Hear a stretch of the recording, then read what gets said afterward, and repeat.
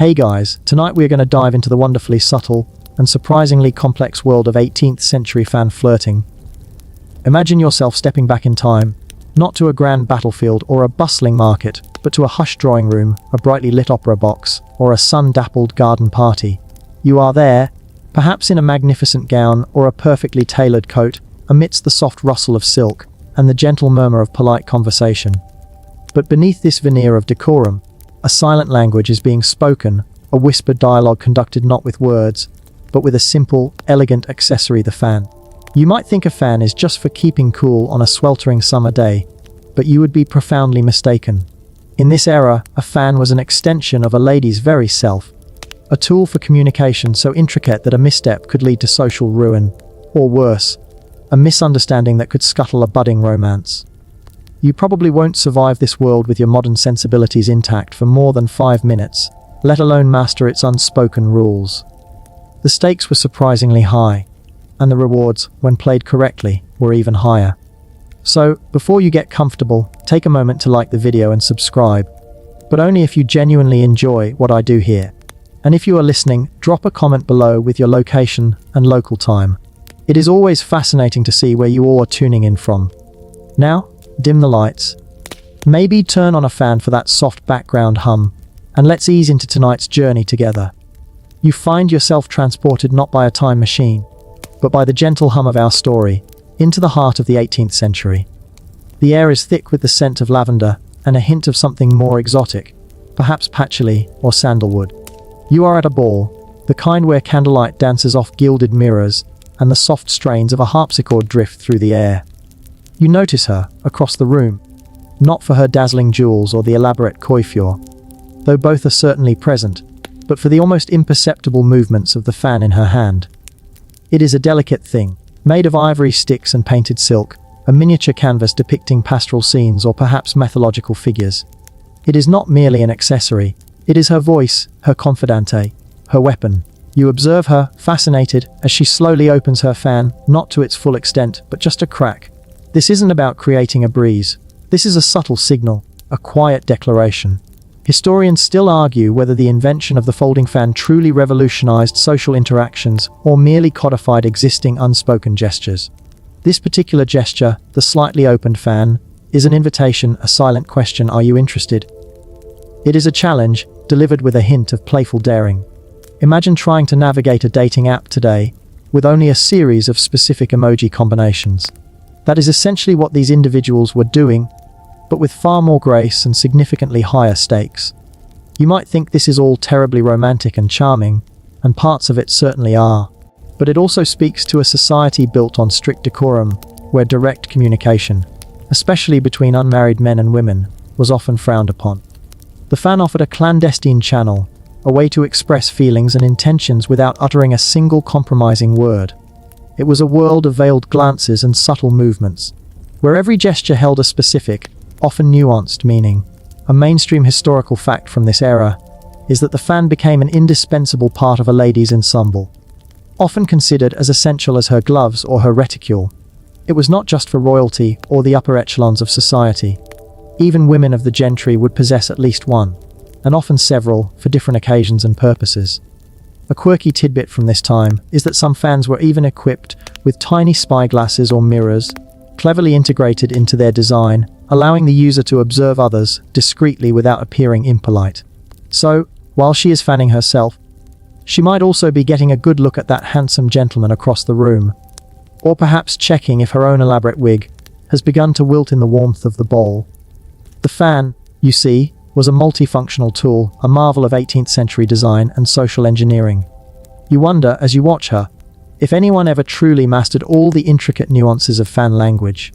It feels like learning a new language, one spoken entirely through the subtle movements of wrists and fingers. It is a dance of silence, a ballad of unspoken desires and hidden intentions. You feel a strange mixture of admiration and bewilderment for this intricate social dance. It is a world where a single flick of the wrist could communicate volumes, and a dropped fan could be a deliberate declaration. This was truly the era of the gentle art of flirting, where subtlety reigned supreme and a well-played fan was worth 1,000 words, or perhaps, in some cases, an entire marriage proposal. The social pressures were immense. and misinterpretations could lead to awkwardness, embarrassment, or even ruinous scandal. You are a fly on the wall, observing this fascinating, almost theatrical, exchange. The woman with the fan now slowly closes it, with a deliberate, almost imperceptible click. This isn't a sign of disinterest, but rather a playful teasing. She has given her opening statement. Now she awaits a response, perhaps a subtle nod from the gentleman, or a reciprocal gesture with his own, more modest, accessory. The dance has just begun. You continue to observe the intricate ballet of social communication unfolding around you. The gentleman across the room, having received her subtle invitation, now responds. He does not pull out his own fan, for that would be entirely out of character for a man in this era, unless he was perhaps a very flamboyant actor or a particularly eccentric fop. Instead, he acknowledges her with a barely perceptible dip of his head, a slight curve at the corner of his lips. Then, in a move that is almost imperceptible to the untrained eye, he touches his cravat, adjusting it with a studied nonchalance. This isn't just about neatness. In this era, even a seemingly innocuous gesture could carry hidden meaning. The touching of the cravat, especially when accompanied by a direct, though fleeting gaze, was often understood as an acknowledgement of interest, a silent "I see you," and "I am intrigued." You might find this all incredibly exhausting, trying to decode every little movement and expression. It's like being in a constant game of charades, but with far higher social stakes. Imagine trying to explain this to someone from the 21st century. "Yes, darling, he adjusted his necktie, and that means he wants to dance." They would probably think you had gone mad. But in the 18th century, such subtle signals were the bread and butter of polite society. The fan, however, remained the star of the show. The lady now performs another delicate maneuver. She holds her fan open, but rests it against her right cheek. This gesture, according to the elaborate fan dictionaries that were sometimes circulated amongst the fashionable elite, signifies yes. It is a quiet affirmation, a green light for the gentleman to approach, or at least to continue the silent conversation. This is not a grand, sweeping gesture. It is so subtle that a casual observer might miss it entirely, mistaking it for a natural pause in conversation or a moment of contemplation. But to those fluent in the language of the fan, it is as clear as a spoken word. A mainstream historical fact about these fans is that they were often exquisitely decorated, sometimes with hand-painted scenes, mother-of-pearl inlay, or even precious stones. They were works of art in miniature, and their beauty often enhanced their communicative power. Imagine the artistry involved in creating such a delicate yet powerful instrument. A quirky tidbit is that some fan designs even incorporated moralistic or satirical messages, subtly critiquing society or offering humorous commentary on human nature. So, while a lady was subtly flirting, her fan might also be making a witty social observation. Historians still argue whether these fan dictionaries were widely adopted and strictly adhered to, or if they served more as a general guide, with individual nuances and interpretations varying from person to person or even from region to region. It is fascinating to consider that a structured language could emerge from such an apparently simple object. You can almost feel the tension in the room, the unspoken words hanging in the air, the silent promises and veiled intentions. It is a dance of restraint and expression, a testament to the ingenuity of a society that found ways to communicate even when directness was forbidden. You wonder about the countless misunderstandings that must have occurred, the heartbroken glances, the missed opportunities, all because a fan was held just a fraction of an inch too high or too low. It truly was a high-stakes game, played out with grace and meticulous precision. The lady now slowly lowers her fan, resting it gently in her lap. The gentleman, encouraged by her subtle yes, begins to make his way across the crowded room, his gaze still fixed on her, a faint smile playing on his lips. The silent conversation has moved to its next stage, the unspoken agreement solidified. You are witnessing the very beginning of a courtship, initiated not by a spoken word, but by the flutter of a fan. It is a reminder that communication takes many forms, and sometimes, the most profound messages are delivered in the quietest ways. The rustle of silk, the soft tap of ivory, these were the sounds of love and intrigue in the age of the fan. It is a wonderfully elegant way to flirt, isn't it? Much less awkward than a clumsy pick-up line. The gentleman, having received his silent affirmation, now navigates the labyrinth of polite society, making his way towards the lady.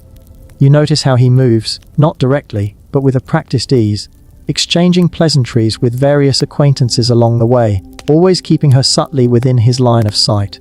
He is like a hunter, but one who employs extreme discretion and impeccable manners. Meanwhile, the lady, aware of his approach, adjusts her posture, a barely perceptible shift that speaks volumes. Her fan remains in her lap, but her fingers toy with its delicate sticks, a tiny, almost unconscious movement. This seemingly innocent fidgeting is, in fact, another signal. It conveys a sense of anticipation, a nervous energy that is both alluring and inviting. You might compare it to someone today checking their phone constantly. But instead of checking for notifications, she is signaling her readiness for the next stage of the interaction. It is a subtle display of her interest, without appearing too eager, which would be quite gauche in this society. The art of balancing interest with decorum was paramount. A mainstream historical fact is that the materials used for fans varied greatly depending on wealth and fashion. While some were simple paper and wood, others were made from exotic materials like tortoiseshell, mother of pearl, and even ivory, often adorned with intricate engravings or precious stones. The fan itself could be a status symbol, a subtle indicator of one's position in society, much like a designer handbag today, but with significantly more communicative power. A quirky tidbit is that in some parts of Europe, particularly Spain, they developed an even more elaborate fan language, with specific movements for things like "I love you," "I hate you," or even "follow me." It is almost as if they were trying to create a complete gestural alphabet. Historians still argue whether this highly codified fan language was genuinely widespread and consistently understood across all social classes and regions, or if it was more a romanticized notion, perhaps exaggerated in popular literature of the time. The idea of a secret language, known only to a select few, certainly adds to its allure. You observe the gentleman finally reach her side, his bow executed with precision, a small, polite smile on his face. He addresses her with a soft query about the evening, perhaps commenting on the music or the decorations. His words are innocuous, but his gaze, when it meets hers, holds a deeper meaning. The lady, in response, slowly raises her fan. This time, she holds it partially open, covering the lower part of her face, leaving only her eyes visible. This particular gesture is often interpreted as "I am shy," or "I wish to speak with you privately." It is a delicate balance of concealment and invitation, creating a sense of intimacy even in a crowded room. It suggests a desire for discretion, a quiet moment away from prying eyes and wagging tongues. You realize that every movement, every position of the fan, is a carefully choreographed step in this intricate social dance.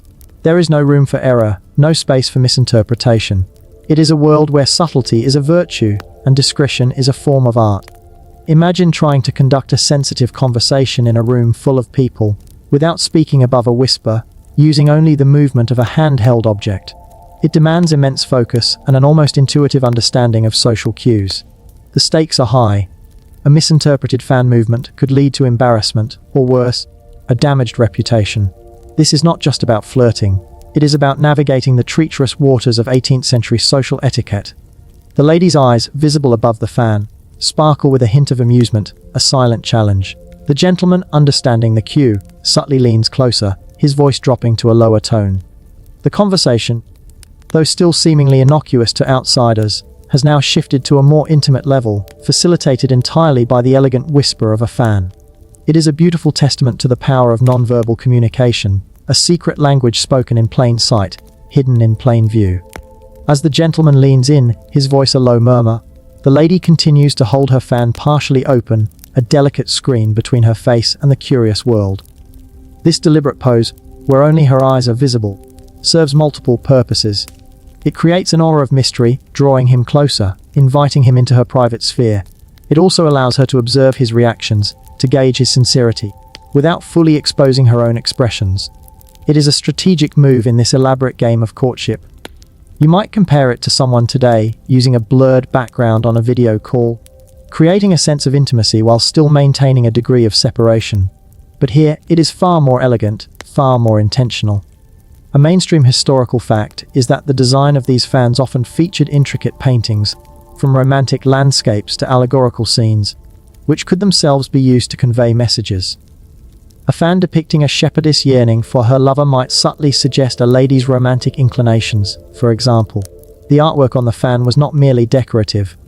It was an extension of the unspoken dialogue, A quirky tidbit is that some fan designs even incorporated hidden compartments for tiny love notes or locks of hair, acting as miniature secret keepers. Imagine a fan not just as a communication tool, but as a portable vault for precious secrets. Historians still argue whether the specific meanings attributed to fan gestures were universally understood and consistently applied across all social strata and regions of Europe, or if there was significant regional variation and personal interpretation. It is a fascinating question of cultural diffusion and the evolution of nonverbal communication. The gentleman, now closer, speaks to her about a recent opera or perhaps a new book. His words are polite, but his gaze is direct, seeking connection. The lady, still partially concealed by her fan, occasionally allows a brief, knowing smile to play on her lips, a silent acknowledgement of his underlying intentions. Then, in a subtle shift, she slowly moves the fan from her cheek to her mouth, covering her lips. This gesture, according to the popular understanding of fan language, meant "I am going to speak with you." It was a prelude to a more direct, albeit still hushed, conversation. It signified a willingness to engage, to move beyond the purely gestural communication. You realize that every millimeter of movement, every angle of the fan, carries a specific nuance. It is a language of precision, where carelessness could lead to misinterpretation and embarrassment. The pressure to get it right must have been immense. It is like trying to learn a musical instrument where every note has a specific meaning, and playing the wrong one could cause a social fox pass. The stakes are not life or death, but for a young woman in the 18th century, social standing and reputation were everything. A misstep could lead to gossip, ostracism, or even ruin her prospects for a good marriage. You feel a pang of sympathy for the individuals navigating this intricate social maze. It demanded not only grace and charm, but also sharp observational skills and an almost encyclopedic knowledge of unspoken rules. The lady, having signaled her intention, now begins to speak, her voice soft and melodious, almost a whisper. The fan remains partially at her mouth, a subtle barrier, maintaining a hint of the mysterious, yet allowing her words to flow freely. The gentleman listens intently, his expression one of polite interest, but his eyes convey something more profound. The fan, you see, isn't just about hiding or revealing. It's about controlling the flow of information, managing perception, and setting the stage for a more intimate exchange. It was a masterpiece of social engineering, disguised as a beautiful accessory. The conversation between the lady and the gentleman continues, a hushed exchange in the bustling ballroom. The lady's fan remains at her mouth, a delicate frame for her soft words. You can almost feel the intimacy of the moment, a bubble of privacy formed amidst the public spectacle. This particular gesture, holding the fan at the mouth, also subtly implies a desire for secrecy, a plea to keep the conversation discreet. It is a silent reminder that what is being said is for their ears alone, a shared secret in a world of constant observation. Imagine trying to have a private conversation in a crowded coffee shop, but instead of whispering, you are using a series of subtle body language cues. That is the level of finesse required here. A mainstream historical fact is that the fan was not exclusively a feminine accessory.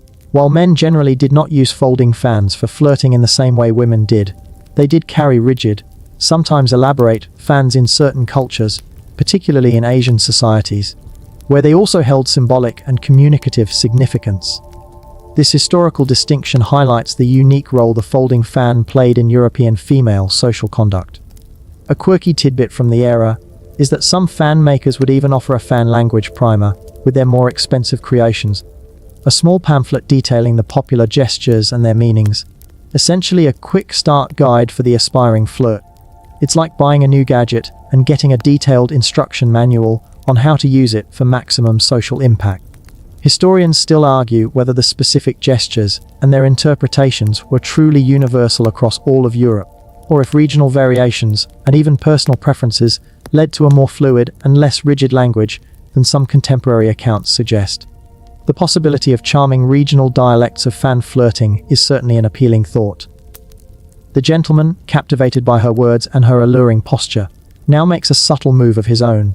He might gently touch his earlobe, a gesture that, in some circles, conveyed "I am listening intently," or "I am captivated by your words."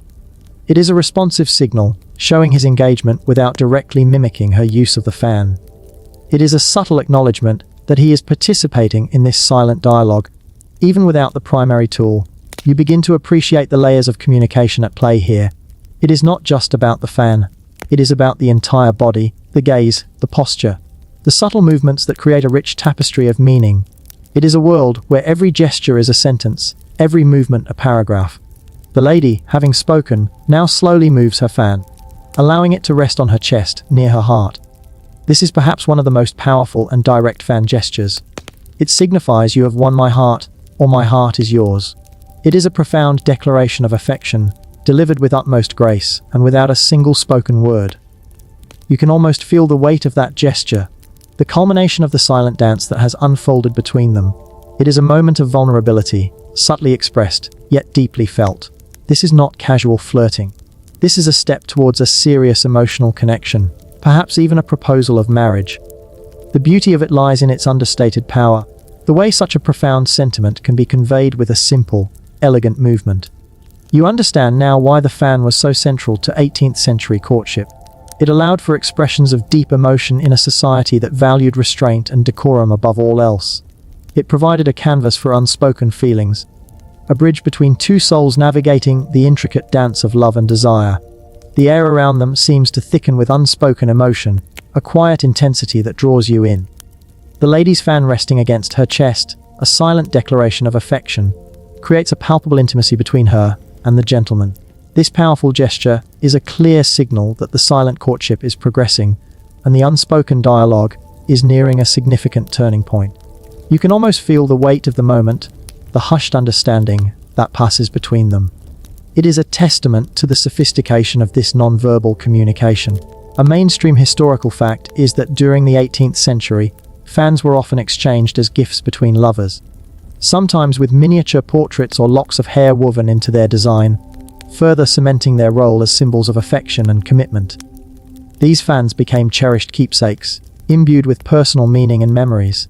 A quirky tidbit reveals that there were even conversation fans specifically designed with panels depicting various emotions or pre-written phrases, allowing for even more direct communication without uttering a sound. Imagine a fan as a kind of visual phrasebook, ready to deploy the perfect sentiment at a moment's notice. Historians still argue whether the specific meanings attributed to fan gestures were consistent across different social classes and educational backgrounds, or if the language was primarily understood by the upper echelons of society who had the leisure and inclination to learn such intricate codes.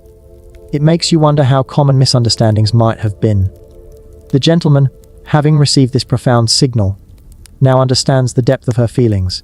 His response must be equally subtle, equally meaningful. He might, for example, slowly unbutton his waistcoat, just a single button, a gesture that, while seemingly innocuous, could signify my heart is open to you, or I accept your affection.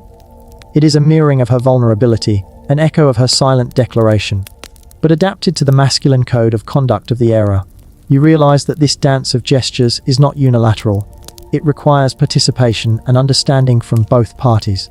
It is a beautiful call and response, played out with immense grace and precision. The room, once a bustling tableau of indistinct chatter, now seems to fade into the background as your focus narrows on this silent, intimate exchange. The soft rustle of silk, the delicate click of ivory. These are the sounds of a love story unfolding. The stakes are surprisingly high, as remember that for women of this era, marriage was often the only path to financial security and social standing. So, a successful courtship, even one conducted through silent gestures, was of paramount importance. You are observing a carefully choreographed dance where every move has consequences, and every signal is laden with meaning. The gentleman, having made his subtle reciprocation, now reaches out, almost imperceptibly, and touches her gloved hand, perhaps just brushing his fingers against hers for a fleeting moment. This physical contact, even a minimal one, in such a public setting, is a significant step. It is a transition from purely visual communication to a more direct, tactile form of connection. This touch, fleeting as it may be, confirms the unspoken understanding, a silent promise exchanged between them. It is a powerful moment, conveying more than any eloquent speech ever could. The fan, having played its pivotal role, now rests gently in her lap, its work for this particular exchange complete. The conversation, though still hushed, has moved beyond the realm of pure fan language into a territory of shared understanding and mutual affection. The fan has served its purpose, acting as the catalyst for this deep connection, allowing two individuals to express their deepest desires in a society that often demanded silence and restraint. You witness the beginning of a genuine connection, forged not through bold declarations, but through the gentle art of the fan. The fleeting touch of his gloved hand on hers marks a significant progression in their silent courtship. It is a bridge crossed, a boundary softened, moving their interaction from the realm of purely visual signals to a more intimate, physical connection. You can sense the warmth of that shared moment, the unspoken understanding that solidifies between them. The fan, having been the primary instrument of their communication, now rests quietly, a silent observer of the deepening bond. A mainstream historical fact is that while the fan was primarily associated with female social circles, the ability to interpret and respond to fan language was considered an essential skill for any gentleman hoping to navigate the intricate world of 18th century courtship successfully. It wasn't enough to simply admire a pretty fan. One had to understand its unspoken language. A quirky tidbit from the period is that some less scrupulous individuals would even create fake fan language guides or dictionaries, often filled with erroneous or misleading interpretations, to prank unsuspecting suitors or to gain an advantage in social maneuvering. Imagine learning a secret code, only to find out it was entirely made up. Historians still argue whether these fan languages were spontaneously developed within social groups, or if they were deliberately codified and promoted by specific individuals or even fan manufacturers. The debate centers on whether it was a natural evolution of social interaction or a clever marketing ploy. The lady, her heart now confirmed by his reciprocated gesture, might now employ another subtle fan movement, one that signals a desire for further intimacy. She might gently tap the fan against her lips, a gesture that conveyed "kiss me." This is a bold move, given the public setting, but it is delivered with such delicate grace that it remains almost undetectable to any casual observer. It is a daring invitation, a whispered wish, conveyed without a single sound. You hold your breath, watching the subtle dance of desire unfold. This is the very essence of the gentle art of fan flirting. Profound desires expressed with exquisite restraint. The power lies in the subtlety, the implication, the delicate balance between what is revealed and what remains tantalizingly hidden. It is a world where suggestion is far more potent than explicit declaration. The gentleman, if he is astute and equally smitten, would understand this silent plea. His response would likely be a subtle, almost imperceptible nod, or perhaps a slight lowering of his gaze, a silent acknowledgement of her bold request. He would not, of course, act upon it immediately in the public setting of a ball. That would be scandalous and completely contrary to the strict social norms of the time. However, the signal has been sent, the understanding established. It sets the stage for a more private encounter, perhaps a stolen moment in a secluded alcove or a quiet stroll in a moonlit garden. You are witnessing the complex interplay of desire and decorum, where passion is veiled by politeness, and longing is expressed through the most delicate of gestures. The fan, you realize, is not just a tool for communication. It is also a symbol of the societal constraints that shaped relationships in the 18th century. It allowed for expressions of deep emotion without breaking the rigid rules of etiquette. It was a conduit for yearning hearts, a silent witness to countless unsaid words. The lady now slowly closes her fan, a deliberate, almost final gesture. This is not a sign of dismissal, but rather a quiet conclusion to this particular exchange. A silent promise of more to come. It is like the final flourish of a beautifully composed piece of music, leaving a lingering echo of anticipation. The fan, having facilitated the blossoming of their connection, now rests, its eloquent silence speaking volumes. The delicate closing of the fan, a silent punctuation mark at the end of a profound exchange, signifies a turning point. It is not an ending, but a pause, a promise of continued intimacy in a more private setting. You feel the lingering resonance of their unspoken conversation, the weight of the desires and understandings communicated through the subtle language of the fan. The public setting, once a stage for their silent bullet, now seems to recede as the focus shifts to the anticipation of a private rendezvous. A mainstream historical fact is that the fan itself often held sentimental value, especially if it was a gift from a suitor. A lady might cherish a fan given by a gentleman she admired, carefully preserving it and perhaps even using it exclusively when he was present. This added another layer of personal significance to the already symbolic object. A quirky tidbit from the era is that some fan makers would even engrave or paint tiny, personalized messages or initials onto the fan's sticks or leaves, making them even more unique and intimate gifts. Imagine a fan with a secret code etched onto its very structure, a romantic Easter egg for the recipient to discover. Historians still argue whether the elaborate fan language was truly a universal code, or if its interpretations varied widely based on individual understanding, social circles, and regional customs. The debate raises questions about the true efficacy of such a seemingly rigid system of communication. The gentleman, having received the implied invitation for a more private encounter, now offers his arm, a gesture of polite escort, guiding her through the throng of people. This is a common and accepted social interaction, providing a cover for their true intentions. He might whisper a seemingly innocuous question, perhaps about her preference for refreshments, but his eyes convey the deeper meaning, the shared anticipation. You are witnessing the seamless transition from public flirtation to private plotting, all within the bounds of strict social etiquette.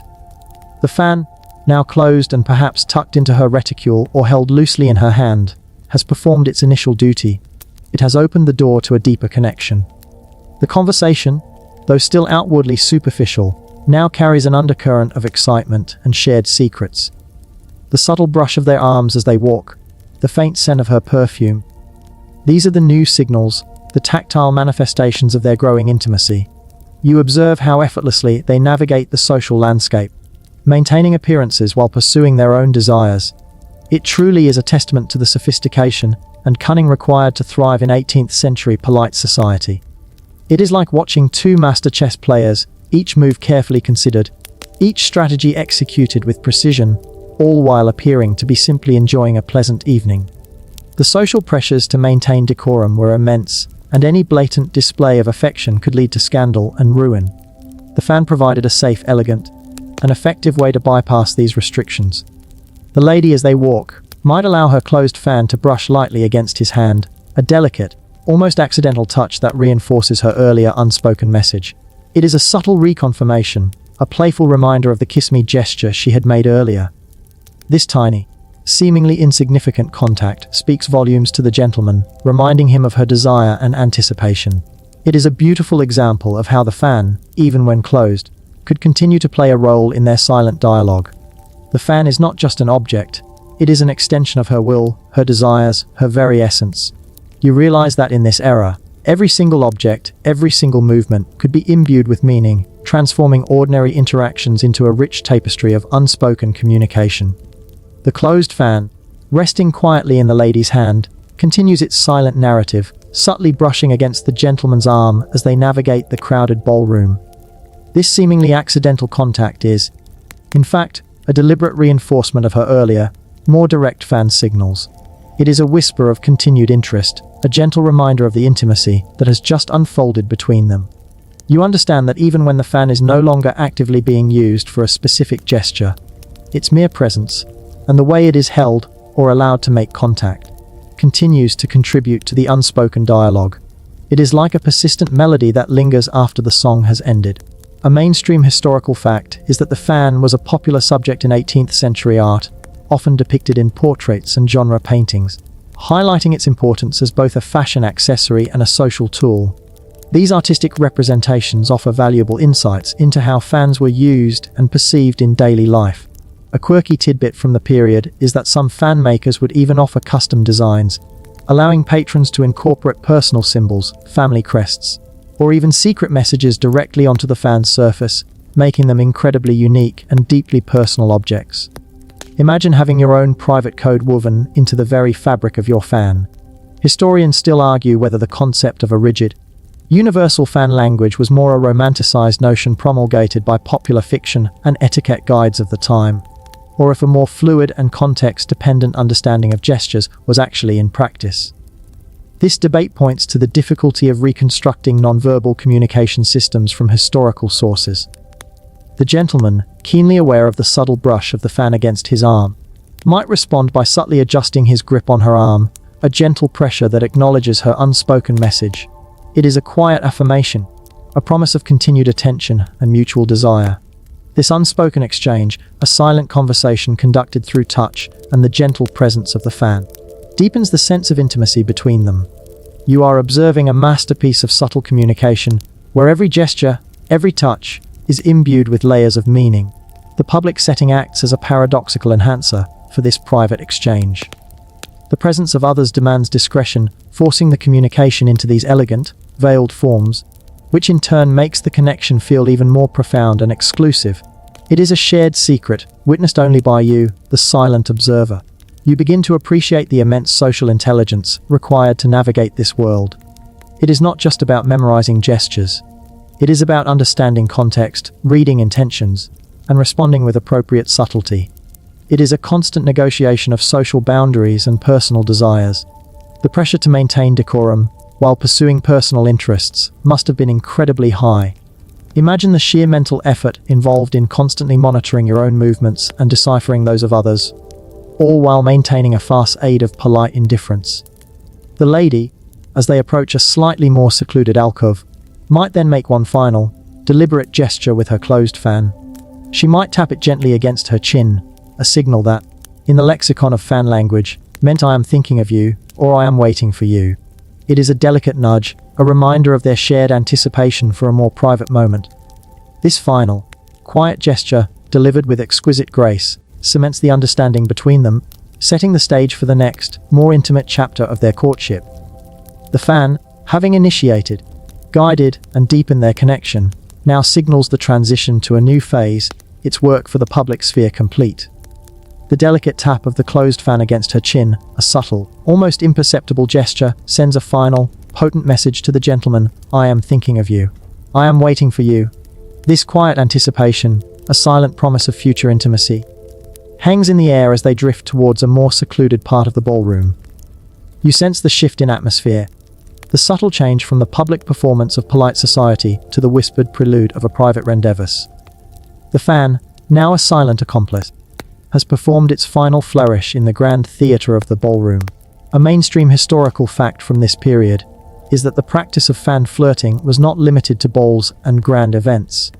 It extended to more intimate settings like drawing rooms, gardens, and even carriage rides, adapting its gestures to suit the level of privacy. This versatility allowed for a continuous thread of communication throughout various social interactions. A quirky tidbit is that some fan makers would occasionally embed tiny musical mechanisms into the fan handles, so that with a flick of the wrist, a delicate melody would play, adding an extra layer of charm and perhaps even a subtle signal to the fan's communicative repertoire. Imagine a fan that not only spoke in gestures, but also sang sweet nothings. Historians still argue whether the fan language was primarily a tool for genuine emotional expression or more of a fashionable parlor game, a form of sophisticated social entertainment rather than a sincere method of communication. The debate touches upon the very nature of human interaction in an age of strict social codes. The gentleman, having received this clear signal of her continued interest and anticipation, now subtly guides her towards a quiet corner, perhaps near a large potted plant or a draped curtain, where they can speak with a modicum of privacy. He might gently place his hand on the small of her back, a polite escort that also conveys a sense of possession and protection. His gaze, no longer fleeting, now rests on her with a quiet intensity, conveying his reciprocal desire for this private moment. You observe the subtle shift in their demeanor, the way their bodies lean slightly towards each other, the way their voices drop even lower, becoming almost inaudible whispers. The fan has done its work. It has broken the ice, established interest, and laid the groundwork for a deeper connection. Now, with a degree of privacy afforded, direct conversation can begin, albeit still hushed and discreet. This is where the verbal communication takes over, but it is a conversation that has been entirely shaped and guided by the silent language of the fan. It is a testament to the power of nonverbal cues in preparing the ground for more intimate exchanges. You realize that the entire performance of fan flirting is a prolonged act of foreplay, building anticipation and desire without uttering a single compromising word. It is incredibly elegant, isn't it? Much more refined than a loud declaration of love in the middle of a crowded room. The lady, now in the relative seclusion of the alcove, finally releases her grip on the fan, allowing it to hang loosely from her wrist by a delicate ribbon, or perhaps placing it on a nearby table. Its work, for the moment, is truly done. Its silent messages have been delivered, understood, and reciprocated. Now, the space is clear for words, for whispers, for the culmination of the unspoken desires that have been building between them. The gentle rustle of silk, the soft glow of candlelight, these are the new backdrops for their intimate conversation, a narrative begun by the subtle flutter of a fan. With the fan now resting silently, its communicative duty fulfilled, the private conversation between the lady and gentleman begins in the secluded alcove. The air crackles with unspoken anticipation. The lingering scent of lavender and a hint of something musky now more potent in the confined space. You notice how their bodies are subtly angled towards each other, a silent declaration of intimacy even in their hushed tones. The words exchanged might still be outwardly innocuous, perhaps discussing the merits of a particular piece of music played earlier, but the subtext is palpable, woven with the threads of their earlier fan flirting. A mainstream historical fact is that the materials used for fans often reflected global trade routes and colonial expansion, with exotic woods, silks, and dyes arriving from distant lands. Showcasing the interconnectedness of the 18th century world, the fans were not just beautiful objects, they were miniature maps of global commerce. A quirky tidbit from the era is that some fans were even designed with tiny, concealed mirrors or magnifying glasses, allowing the user to discreetly observe their surroundings or examine intricate details on other people's attire without appearing rude. So, a lady might be subtly checking out her suitor's cravat or the authenticity of his waistcoat buttons, while appearing to merely fan herself. Historians still argue whether the widespread adoption of fan language was primarily a result of top-down instruction through etiquette books and social leaders, or a more organic, bottom-up evolution of commonly understood gestures within communities. This academic debate delves into the origins of social conventions and the role of cultural transmission. The gentleman, now able to speak more freely, might compliment her on her appearance, perhaps focusing on a detail of her gown or the arrangement of her hair, but his gaze, when it meets hers, conveys a deeper admiration. He might even subtly allude to their earlier silent exchange, perhaps with a knowing smile or a gentle teasing remark about the heat of the room, implicitly acknowledging her use of the fan. This subtle callback, a shared secret between them, deepens their connection further. You are witnessing the delicate dance of transitioning from nonverbal communication to spoken words, a transition made smoother by the foundation laid by the fan. The fan, even in its silence, casts a long shadow of meaning over their conversation. It is a reminder of the elaborate system they have just employed, a testament to their shared understanding of its nuances. Imagine trying to shift from a complex game of charades directly into a deep philosophical discussion. It would be jarring. The fan has provided that crucial bridge. The lady, emboldened by his approach and the privacy of their alcove, might then gently touch his arm as she speaks, a fleeting, tender gesture that confirms her affection and solidifies the bond established by her fan's earlier pronouncements. This touch, more intimate than the accidental brush in the ballroom, speaks volumes. It is a physical manifestation of the emotional connection that has been carefully nurtured through gestures and glances. The silence of the fan has given way to the soft murmur of voices, but the unspoken language continues to permeate their interaction, guiding their words and deepening their understanding. You feel a sense of quiet satisfaction as you witness this culmination of their silent efforts, a testament to the power of subtle communication in a world that demanded so much restraint. This is where the magic truly happens, where the seed of interest, planted by a gentle flutter, blossoms into something more profound. The gentle touch of her hand on his arm, a soft whisper of affection in the hushed alcove, signifies a profound deepening of their connection. It is the tactile culmination of the eloquent silent dialogue previously orchestrated by the fan. You notice how the air around them seems to hum with a quiet energy, a shared understanding that transcends mere words. The fan resting nearby is now merely an elegant artifact, its symbolic power absorbed into the intimacy of their burgeoning relationship. A mainstream historical fact is that the fan was often a central element in satirical cartoons and plays of the 18th century, highlighting its omnipresence in social life and its dual role as a fashion accessory and a tool for covert communication. This comedic portrayal suggests that even within society, the fan's secret language was widely recognized, even if sometimes exaggerated for humorous effect. A quirky tidbit from this period is that some highly fashionable ladies would own dozens, even hundreds of fans, meticulously chosen to match specific outfits, moods, or social occasions. The selection of the perfect fan for an evening was a strategic decision, almost like choosing the right weapon for a duel.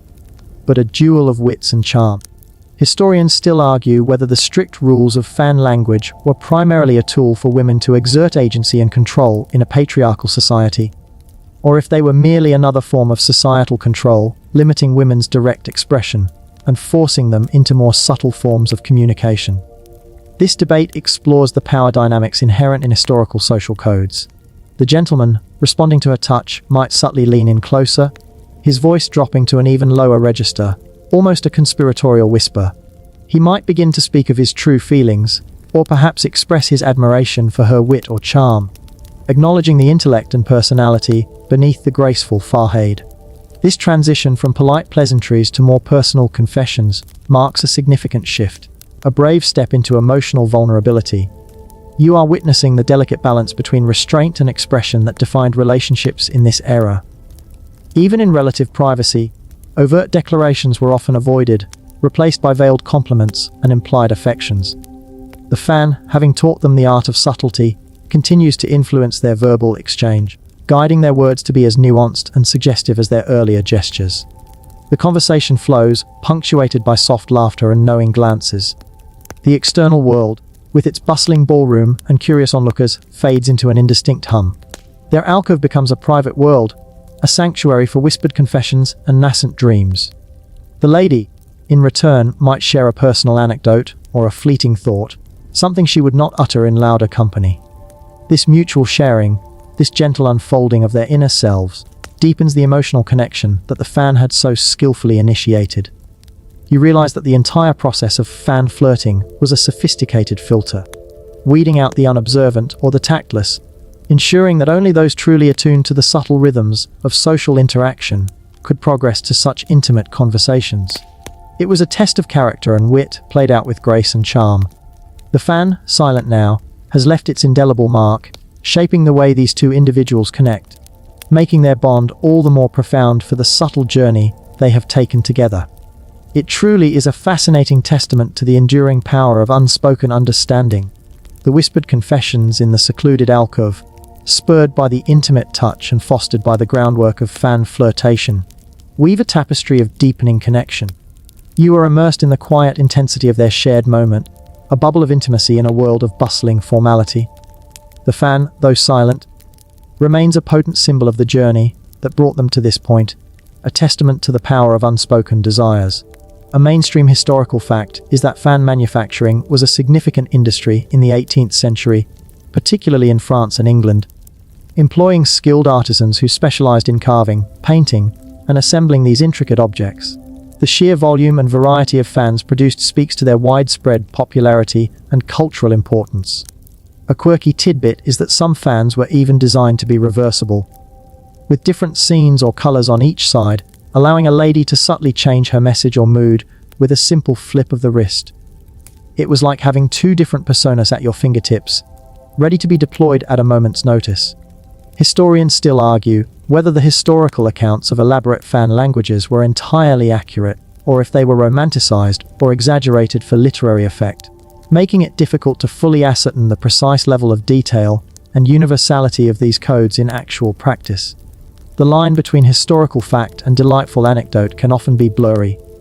The gentleman, now fully engaged in this intimate dialogue, might then speak of his future aspirations, perhaps hinting at a desire for a family or a stable home, subtly testing her reactions, gauging her compatibility. This is a crucial step in the courtship, moving beyond mere attraction to a more serious consideration of shared lives. His words, though still gentle, carry the weight of potential commitment. You sense the shift from playful flirtation to a more earnest assessment of compatibility, a natural progression once a certain level of comfort and trust has been established. The fan, with its earlier promises of affection, has prepared the ground for these more profound discussions. It has built a bridge of understanding that allows for such delicate yet significant exchanges. The lady, in response, might offer her own thoughts on domestic life, perhaps sharing a small dream or a quiet hope, subtly aligning her vision with his, or gently, gracefully, indicating where their aspirations might differ. This careful dance of shared dreams and subtle negotiations is essential for a successful match in this era. It is a testament to the emotional intelligence required to navigate these nuanced conversations. You realize that the entire process of courtship in the 18th century was a gradual unveiling, a slow revealing of intentions and desires, with each step carefully considered and subtly communicated. The fan, in this context, was not just a tool for flirting. It was a mechanism for cautious exploration, allowing individuals to test the waters without risking overt rejection or social embarrassment. It was a way to maintain decorum while pursuing matters of the heart.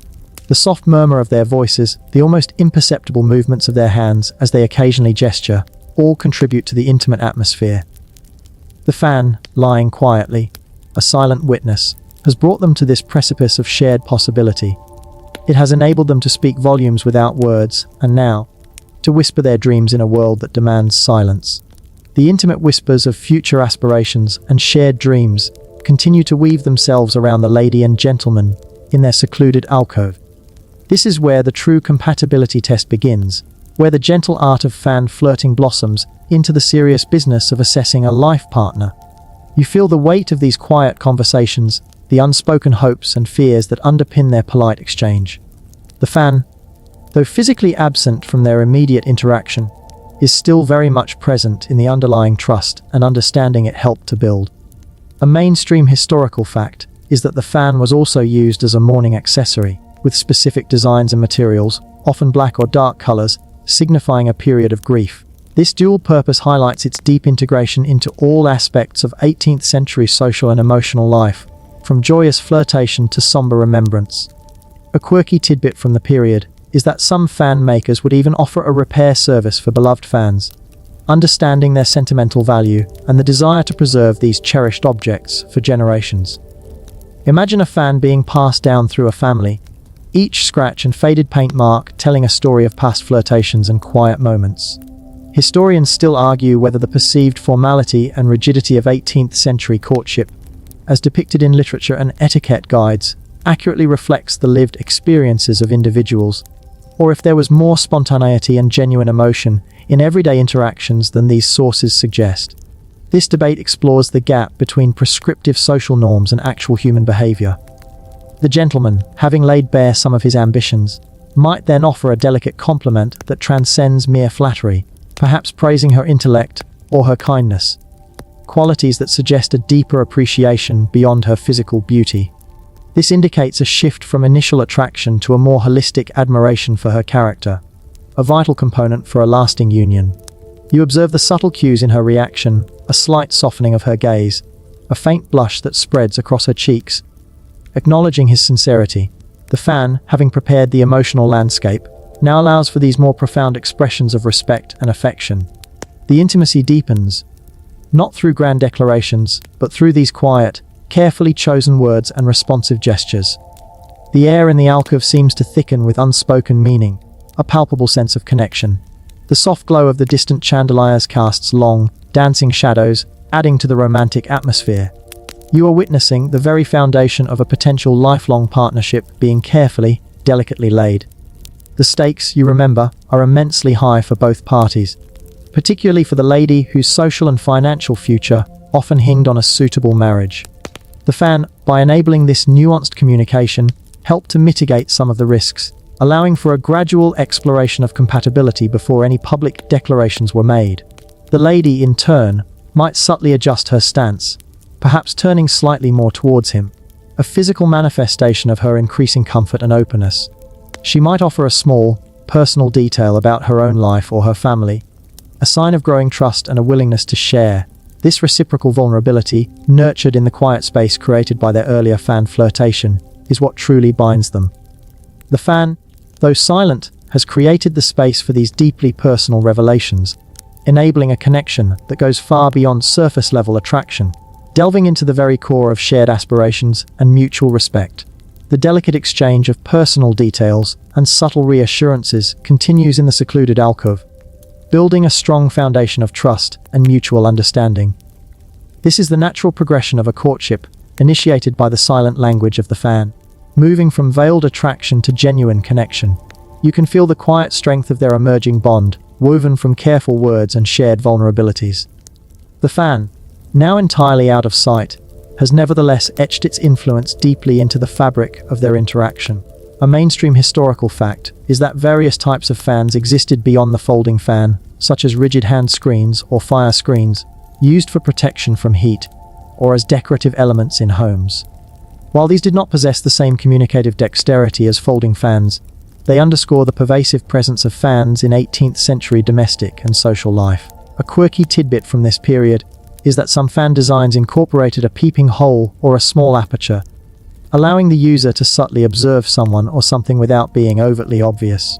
Imagine a lady subtly observing a rival's reaction, or a gentleman's nervous fidgeting through a tiny, concealed opening in her elegant fan. Historians still argue whether the practice of fan flirting was a genuine form of communication or more of a performative act, a societal ritual played out for amusement and to uphold appearances rather than to convey deep, sincere emotions. This scholarly debate challenges us to consider the true intentions behind historical social practices. The gentleman, sensing the increasing comfort and openness, might gently place his hand over hers, a more direct physical affirmation of his feelings than any previous gesture. This touch is more than accidental. It is a deliberate expression of affection, a tangible commitment to the intimacy that has blossomed between them. It is a silent question and an unspoken promise. You witness the almost imperceptible tremor in her hand, a delicate response to his touch, signifying her acceptance and reciprocation of his unspoken commitment. This is the moment where the subtle art of flirtation transcends mere suggestion and steps into the realm of undeniable mutual affection. The air around them seems to hum with a quiet electricity, a shared understanding that needs no words. The fan, by fostering a climate of discretion and nuance, has allowed for this profound physical and emotional connection to develop without the constraints of overly explicit declarations. It is a testament to the power of suggestion and the allure of the unspoken. The conversation, though still low, now carries an almost lyrical quality, punctuated by soft breaths and the occasional shared smile. You realize that this quiet intimacy, born from the sophisticated dance of the fan, is far more potent than any grand public display of affection. It is a bond built on shared secrets, subtle understandings, and a deep appreciation for the unsaid. The lady, her hand now gently clasped in his, might turn her head slightly, her gaze meeting his with a depth of emotion that speaks volumes. This direct, unmasked gaze is a culmination of all the veiled glances and hidden looks that came before. It is an act of pure, unadulterated connection, a direct line from her heart to his. The fan, having taught her the art of subtle revelation, has ultimately led her to this moment of complete openness, where the need for concealment has faded in the light of true affection. The gentle clasp of hands, a silent accord struck in the hushed intimacy of the alcove, marks a profound shift. It is the culmination of their journey, a transition from the elegant dance of fan flirting to the tender reality of mutual affection. You feel the warmth emanating from their joined hands, a tangible manifestation of the bond that has been carefully woven between them. The fan, once their primary conduit for communication, now rests silently, its eloquent silence a testament to the depth of their understanding. A mainstream historical fact is that the fan was not only a tool for courtship, but also for polite refusal.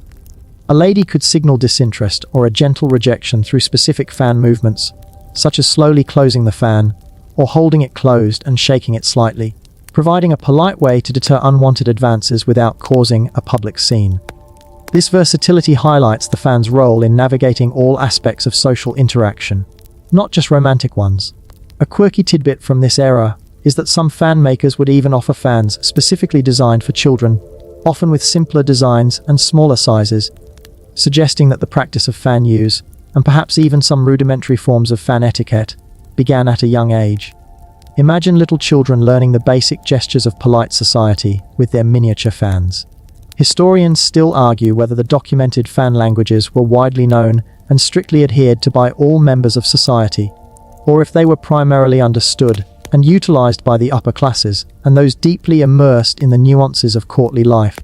The debate raises questions about the accessibility and universality of these unspoken codes. The gentleman, emboldened by her reciprocated touch, might then lead the conversation towards more serious topics, perhaps hinting at formal intentions or seeking permission to call upon her at her home. This is the pivot point where subtle flirtation gives way to the serious business of courtship, with the potential for a formal proposal looming. His voice might be a little lower, his demeanor more earnest, reflecting the gravity of his intentions. You observe the slight tension in the air, the awareness that their shared intimacy is now moving towards a public declaration. The fan, by allowing them to establish a strong private connection, has smoothed the path for this significant step, making the transition feel natural and inevitable. The lady, in response, might not speak immediately. Instead, she might simply turn her hand within his, her fingers gently squeezing his, a silent yes that is as profound as any spoken word. This quiet affirmation, a testament to the depth of their non-verbal understanding, signals her acceptance of his intentions and her willingness to pursue a more formal courtship. It is a beautiful culmination of the silent language they have mastered together. You realize that the entire process of fan flirting, with its layers of subtlety and unspoken meaning, was not just about superficial attraction. It was about building a deep, intuitive connection, a shared understanding that allowed for profound emotional expressions, even in a society that valued restraint. The fan, in its elegance, was a vehicle for true connection. The soft murmur of their voices, now perhaps a little more direct, fills the alcove. The distant strains of music, once a backdrop for their silent dance, now seem to celebrate their burgeoning connection. The fan, having served its purpose with exquisite grace, stands as a silent witness to a bond forged in the crucible of unspoken words and gentle gestures.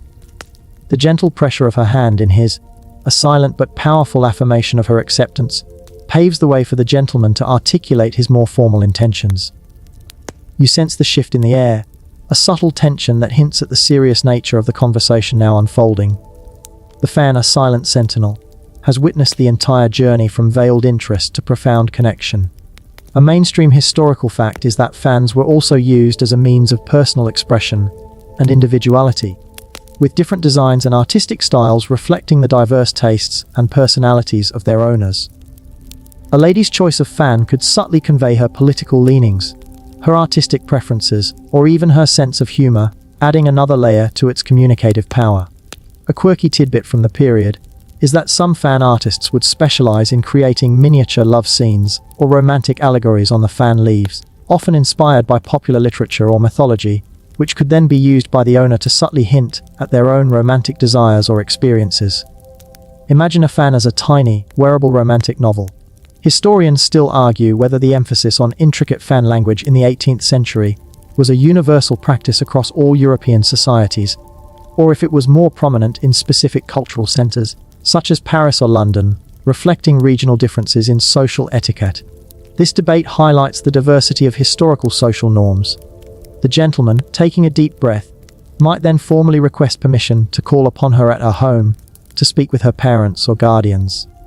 This is a crucial step in 18th century courtship, moving from private intimacy to public acknowledgement and the involvement of families. His voice might be low, but clear and earnest, conveying the seriousness of his intentions. You realize that despite the private nature of their conversation, the social conventions of the era still dictate the path forward. The fan, by enabling them to establish a strong private bond, has made this formal step less daunting, ensuring that there is already a solid foundation of mutual interest. The lady, in response, might simply nod, a quiet but firm agreement, her gaze meeting his with a clear, unwavering confidence. This unspoken assent is enough. In this world of nuanced communication, a simple nod, delivered with sincerity, carries immense weight. You are witnessing the elegance of a society where even the most significant decisions can be conveyed with understated grace. The fan, having taught them to speak volumes without words, now allows their unspoken agreement to resonate with profound meaning. The distant sounds of the ball, the music, the chatter, all fade into an indistinct hum as your focus remains on this quiet, momentous exchange. The lady's future, her social standing, and her happiness all hinge on this delicate agreement. The fan, you see, has not just been a tool for flirtation. It has been an instrument of destiny, guiding two individuals towards a shared future. The quiet understanding between them, fostered by the silent art of the fan, now allows them to navigate the formal steps of courtship with confidence and a shared sense of purpose. It truly is a remarkable demonstration of how powerful subtlety can be. With her quiet, confident nod, the lady grants the gentleman permission to approach her family, a momentous step that transitions their private intimacy into the realm of formal courtship. You feel the weight of this decision, the quiet understanding that has been forged between them now extending to the broader social sphere. The fan, having served its purpose in forging this profound connection, now fades into the background, its silent language giving way to the more overt protocols of family engagement. A mainstream historical fact is that the artistry of 18th century fans was incredibly diverse, ranging from allegorical and mythological scenes to pastoral landscapes and even contemporary events, offering a rich visual tapestry that reflected the cultural and artistic trends of the time. The themes depicted on a fan could subtly hint at a lady's education, her interests, or even her political sympathies. A quirky tidbit from the period is that some fans were designed with secret compartments in their sticks, allowing for the discreet storage of tiny mementos, love notes, or even a lock of hair from a beloved. Imagine a fan as a miniature treasure chest, holding whispered secrets and cherished memories. Historians still argue whether the specific meanings attributed to fan gestures were truly standardized across different social contexts and geographical regions, or if the language was more fluid, with interpretations varying based on local customs and individual preferences. This scholarly debate emphasizes the challenge of fully understanding historical nonverbal communication.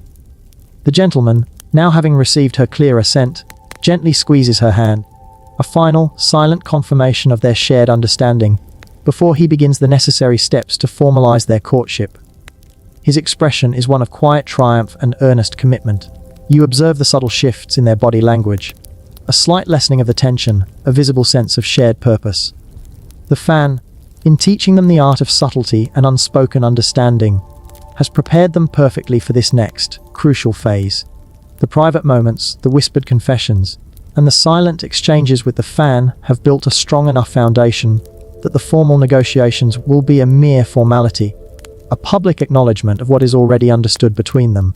The social etiquette of the 18th century, with its layers of formality, might seem stifling to modern sensibilities.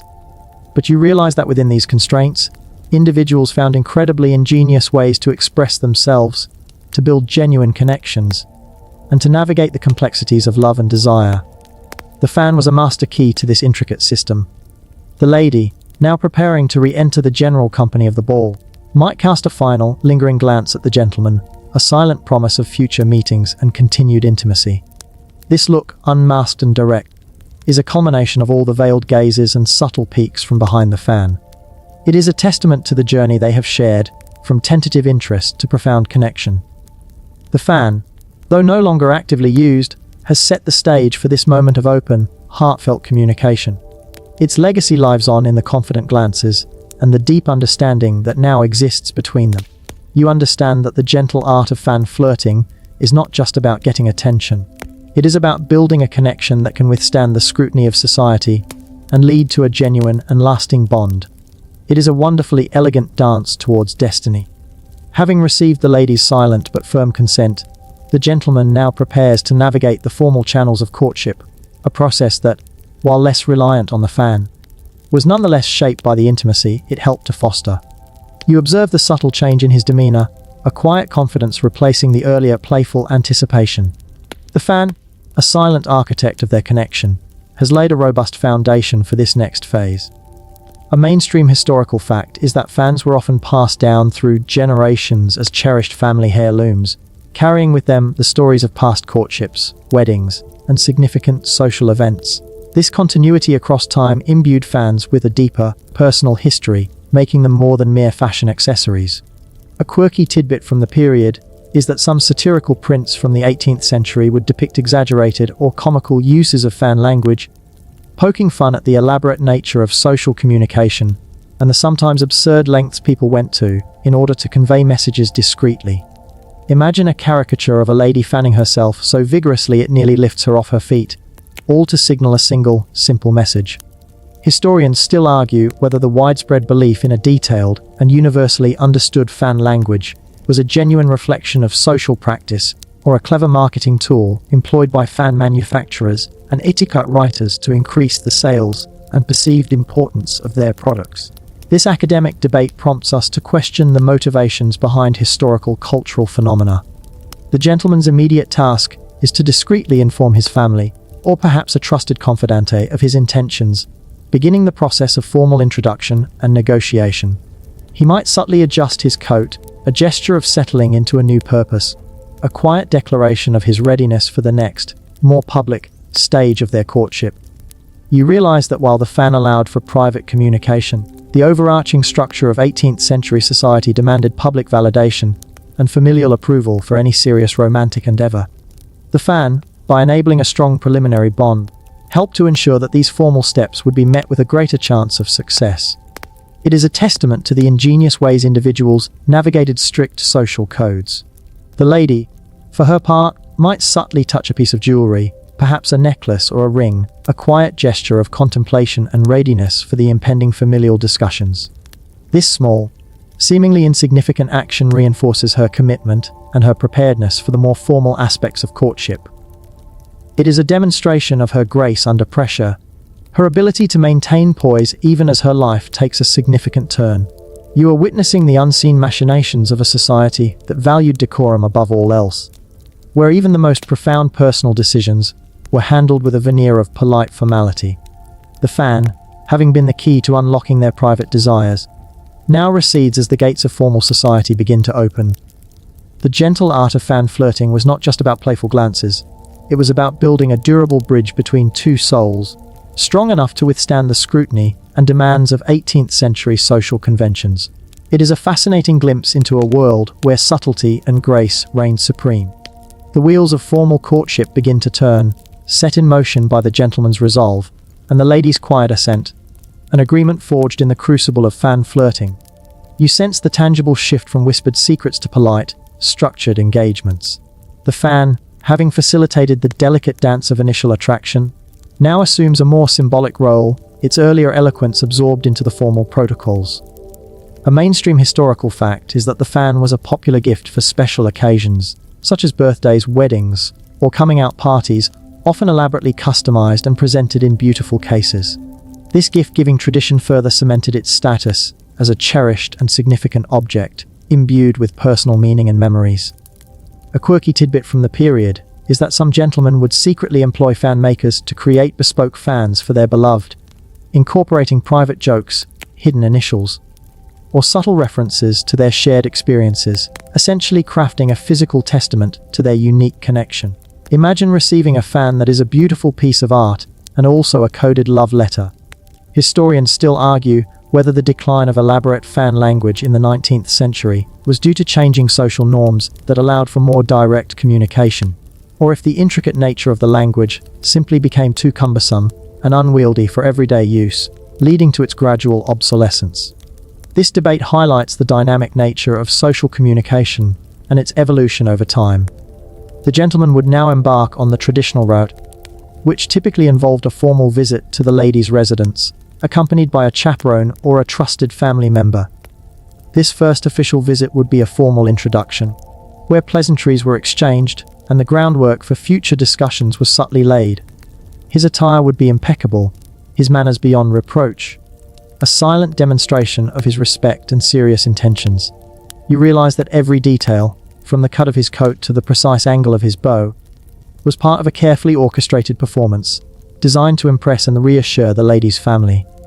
The fan, by allowing a preliminary assessment of compatibility, ensured that this formal dance was not a shot in the dark, but a confident step towards a known and desired outcome. The lady, aware of the impending visit, would ensure her own presentation was equally impeccable, her dress modest yet elegant, her demeanor composed and graceful.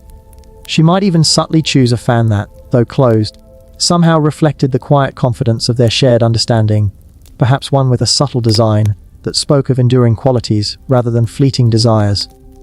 This subtle choice, a silent acknowledgement of their journey, would be entirely for her own comfort and for his discerning eye. You are witnessing the intricate choreography of a society where even the most intimate intentions were filtered through layers of formality and public scrutiny.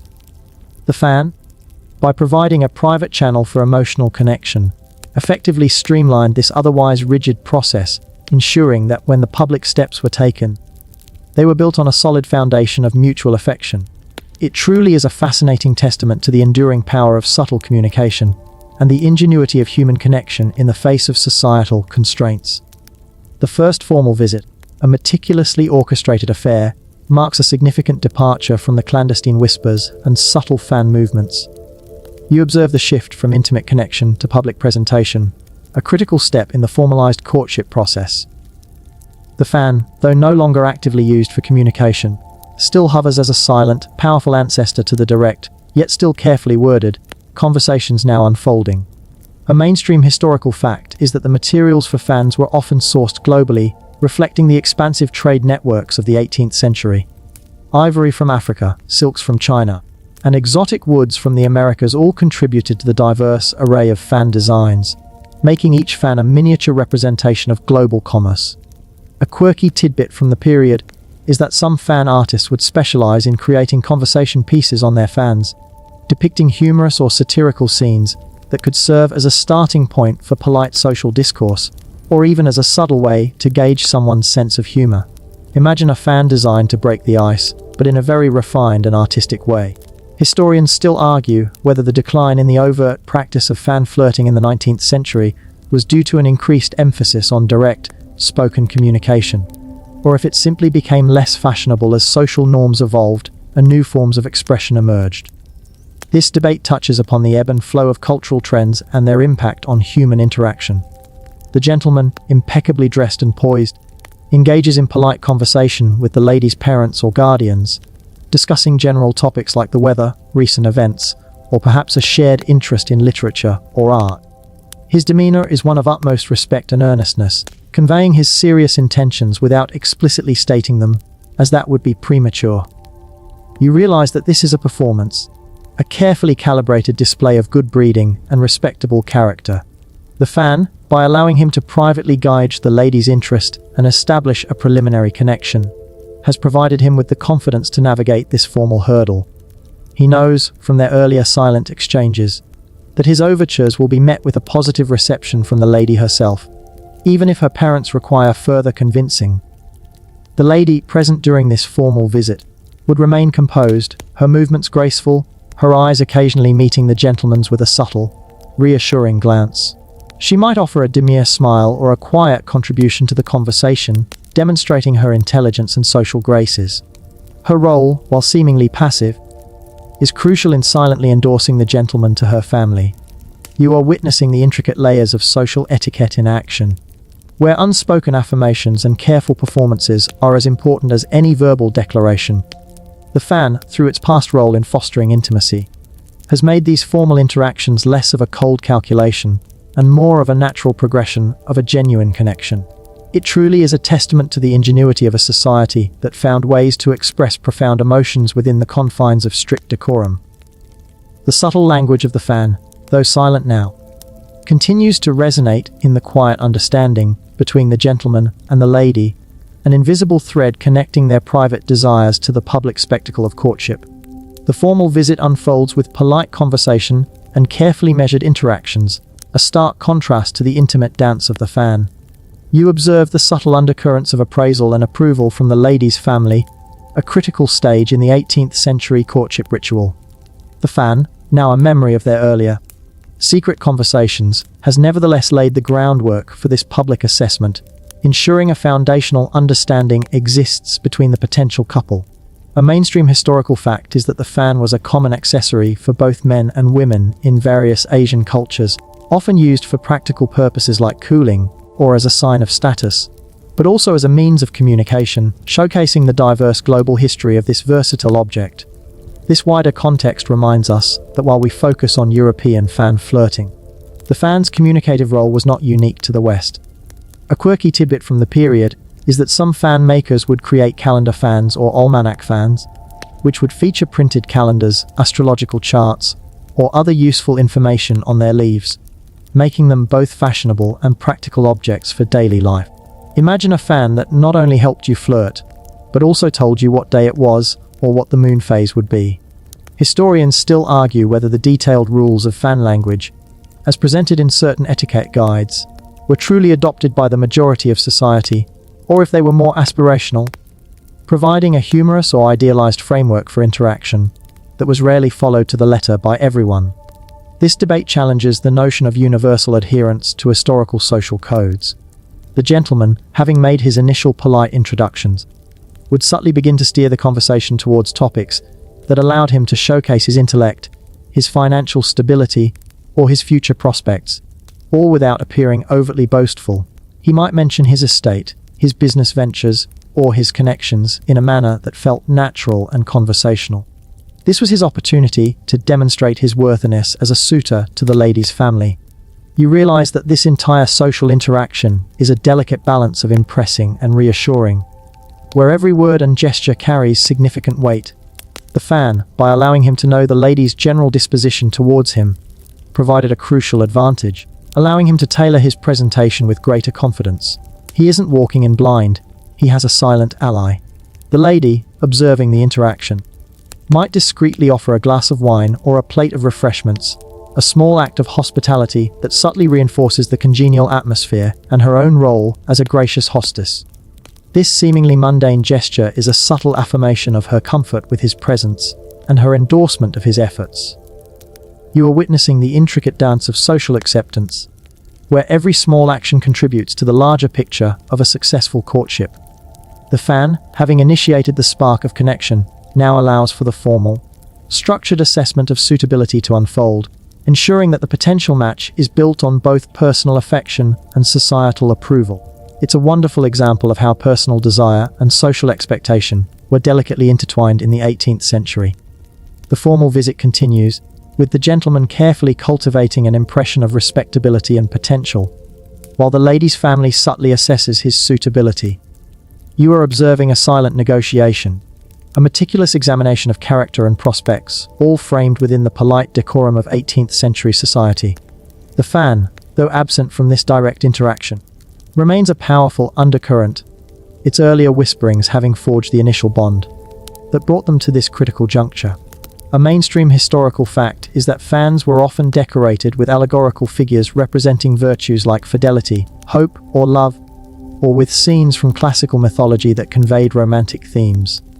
These artistic choices allowed for another layer of subtle communication, enabling a lady to express her sentiments through the very imagery on her fan.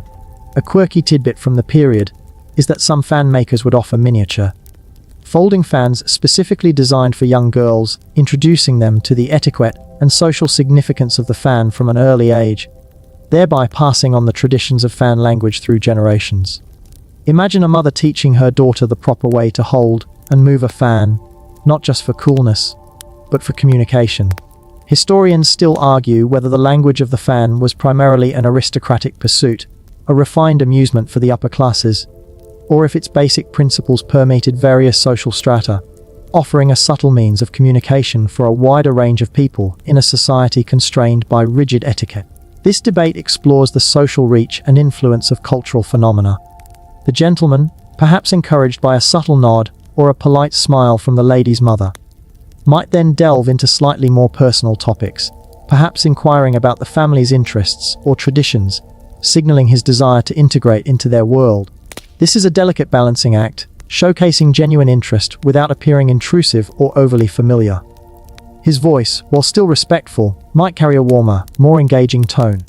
You realize that every conversational gambit, every question, is carefully chosen to advance his cause and demonstrate his suitability.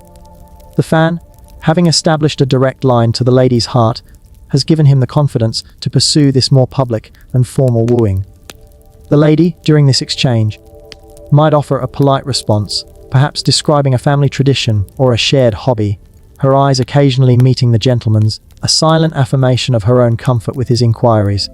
Her demeanor remains composed, but a faint blush or a brief sparkle in her eye might betray a deeper sense of contentment and approval. You are witnessing the slow, graceful unfolding of a courtship, where private affection and public formality intertwine. The fan, with its power to convey unspoken sentiments, has ensured that these formal interactions are not cold negotiations, but rather the natural progression of a connection already well established. It truly is a fascinating testament to the enduring human need for connection, even within the confines of strict societal expectations, and the ingenious ways individuals found to meet that need. The subtle language of the fan has paved the way for this moment, allowing for a deeper understanding that transcends mere words. The formal visit nears its conclusion. Having successfully navigated the delicate balance between polite conversation and subtle assessment, you sense the growing acceptance from the lady's family, a a silent acknowledgement of the gentleman's suitability, which has been undeniably bolstered by the preliminary connection forged through the fan. The fan, though physically absent, continues its silent narrative, its legacy woven into the fabric of their burgeoning relationship. A mainstream historical fact is that Paris was a leading center for fan production in the 18th century, with highly skilled artisans creating exquisite fans that were exported across Europe and beyond, establishing the city's reputation for luxury and fashion. The craftsmanship involved in these fans was truly remarkable, with intricate paintings, delicate carving, and elaborate embellishments. A quirky tidbit from the period is that there were even opera fans or theatre fans, specifically designed to be larger and more ornate, allowing a lady to subtly observe the audience or other boxes without appearing to stare directly, making them an indispensable accessory for public entertainment.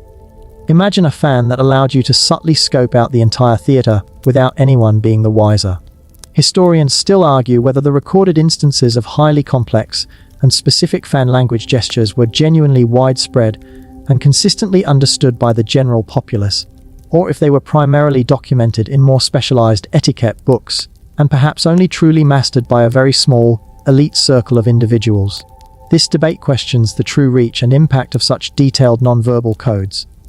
The gentleman, sensing the opportune moment, would politely take his leave, perhaps expressing his gratitude for their hospitality and subtly hinting at his desire to call again soon.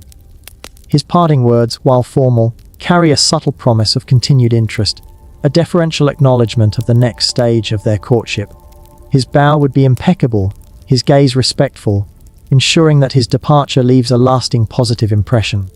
You realize that this entire interaction, from the initial fan flirtation to this formal visit, is a meticulously choreographed dance of intention and reception. The fan, by establishing a pre-existing understanding between the gentleman and the lady, has made these public steps less about chance and more about affirmation. The lady, for her part, would offer a gracious farewell, her eyes meeting his for a brief, meaningful moment, a silent acknowledgement of their shared journey and the progress they have made. This fleeting, unmasked glance is a powerful culmination of all the veiled looks and subtle signals that came before, a testament to the depth of their connection. You are witnessing the profound impact of nonverbal communication, where a single glance can convey volumes of understanding and anticipation. The fan, having paved the way for this genuine affection, now allows them to transition seamlessly into the more public and formal stages of their courtship.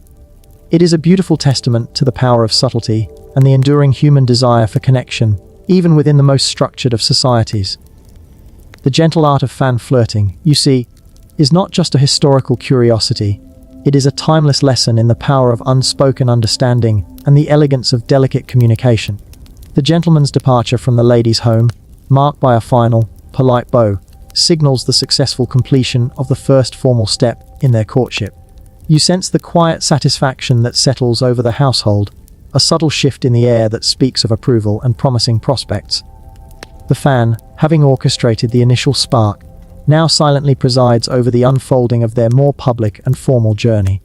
A mainstream historical fact is that the decoration of fans often reflected current events, political sentiments, or popular cultural trends, serving as miniature historical documents that captured the spirit of the age.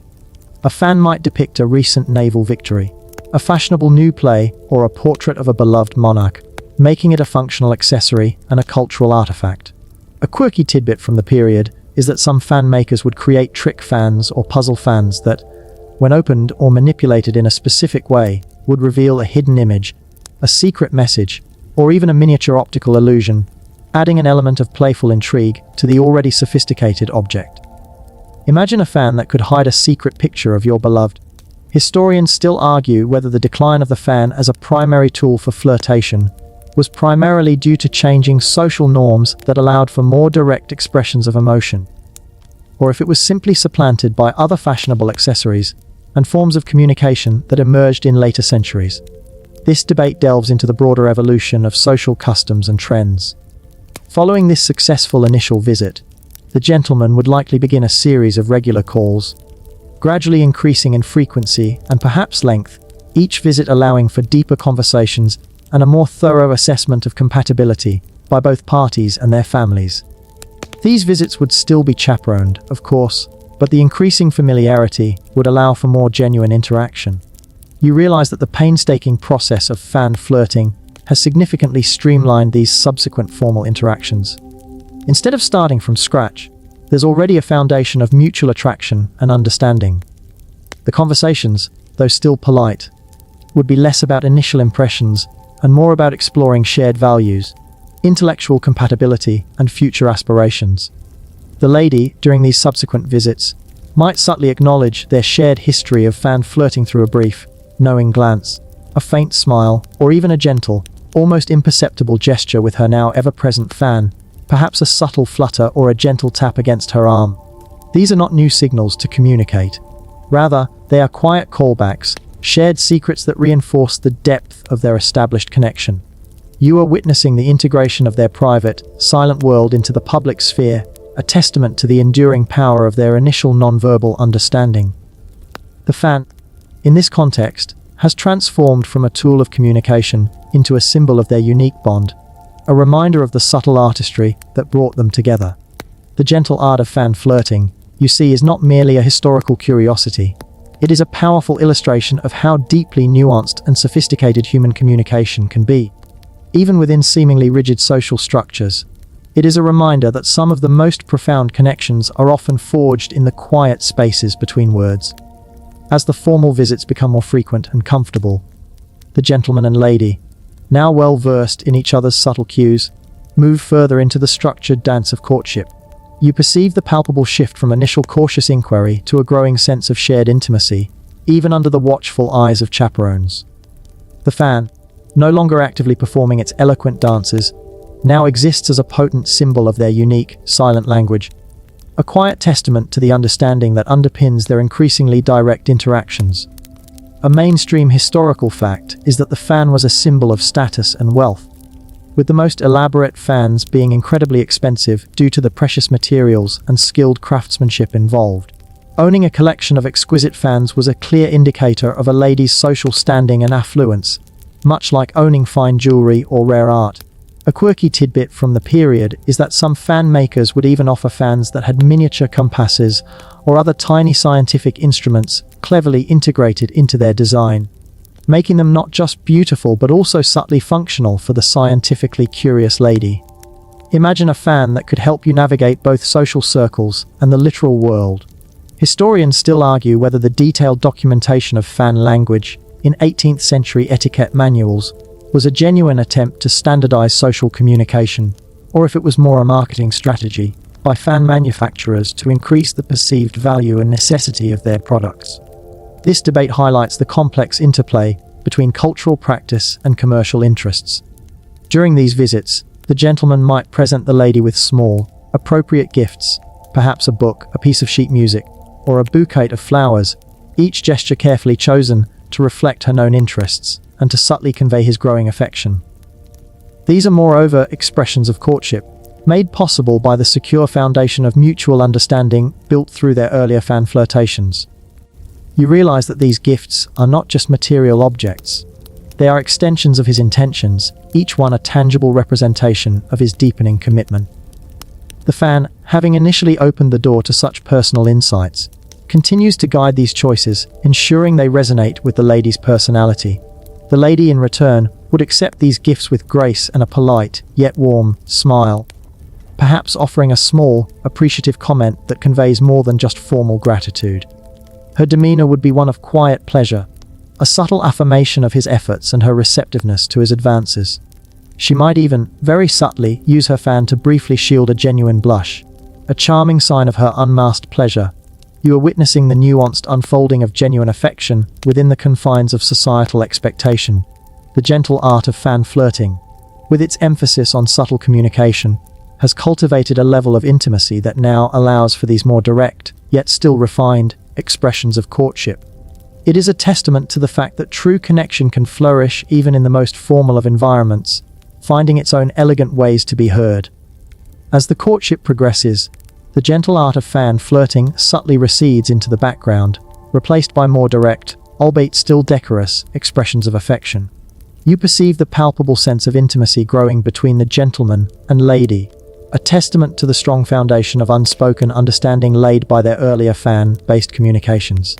The fan itself, now an elegant silent observer, symbolizes the unique bond they forged through its whispered language. A mainstream historical fact is that the fan was not only used for romantic communication, but also for practical signals in other social contexts, such as signaling to servants, drawing attention to a speaker, or even indicating approval or disapproval in a theatrical performance. Its versatility made it an indispensable tool for navigating all aspects of 18th century public life. A quirky tidbit from the period is that some highly elaborate fans even incorporated small, concealed mechanisms that allowed certain parts of the fan to move independently, creating a kind of miniature animated scene when manipulated by the user. Imagine a fan where a tiny figure would wave back, or a flower would bloom with a delicate flick.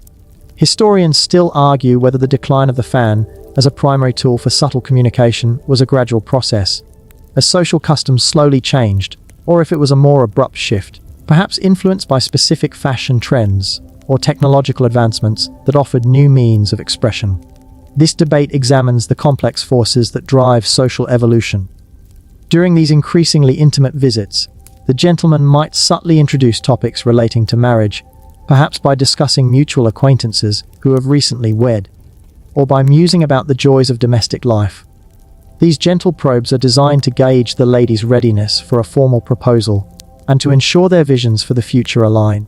His tone would be earnest, yet respectful, reflecting the gravity of the potential commitment. You realize that the entire process of courtship is a series of escalating intimacies, each step carefully measured and discreetly explored. The fan, by allowing them to establish a profound initial connection, has paved the way for these more direct, yet still nuanced, conversations about their shared future. The lady, in response, might offer her own thoughts on marriage, perhaps expressing her hopes for a loving partnership or her views on raising a family. Her demeanor would be thoughtful and sincere, her responses reflecting the deep consideration she has given to such matters. She might even very subtly use her fan to gently tap her chin, not as a communicative signal now, but as a personal gesture of contemplation, a quiet echo of their earlier days of secret fan communication. You are witnessing the beautiful transition from silent courtship to the threshold of a formal engagement, where the foundation of unspoken understanding allows for heartfelt, direct communication to flourish. The gentle art of fan flirting has cultivated a relationship of deep respect and genuine affection, preparing them for the ultimate expression of commitment. It is a testament to the timeless power of human connection, finding its own elegant path within the intricate tapestry of historical social norms. The courtship progresses towards its inevitable conclusion, a formal proposal, a culmination made all the more meaningful by the rich tapestry of unspoken understanding woven through their initial fan flirtations. You sense the hushed excitement in the air, the collective anticipation within both families. The fan, no longer a mere accessory, has become a cherished symbol of their unique bond, a reminder of the subtle artistry that brought them together. A mainstream historical fact is that fan painting became a highly specialized art form in the 18th century, with artists dedicating their careers to creating intricate miniature masterpieces on the fan leaves, often using very fine brushes and pigments to achieve remarkable detail and vibrancy. The artistic value of these fans often rivaled that of larger paintings. A quirky tidbit from the period is that some fan designs would incorporate small, fragrant sachets or perfume pads within their folds, allowing a lady to subtly release a pleasant scent as she fanned herself, adding another sensory dimension to her presence and her communication. Imagine a fan that not only spoke with gestures, but also carried a perfumed message. Historians still argue whether the decline in the explicit practice of fan language in the 19th century was primarily due to a broader societal shift towards more open expressions of emotion, or if it was simply absorbed into a more generalized understanding of body language and subtle social cues, becoming less codified but still present.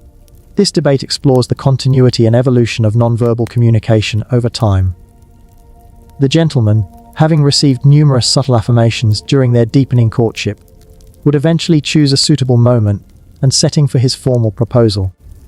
This would typically involve a private conversation with the lady, often in the presence of her parents or a close chaperone, ensuring propriety while allowing for a personal declaration of his intentions. His words would be earnest, respectful, and heartfelt, reflecting the deep affection that has blossomed between them. You realize that this moment, while formal, is imbued with genuine emotion, thanks to the groundwork laid by their earlier, more subtle exchanges. The fan, in its role of fostering this intimate understanding, has ensured that the proposal is not a cold formality, but a natural and heartfelt expression of mutual desire. The lady, prepared for this momentous occasion, would respond with grace and sincerity. Her acceptance would likely be conveyed with a quiet yes, perhaps accompanied by a blush and a soft smile, her gaze meeting his with an unmasked tenderness.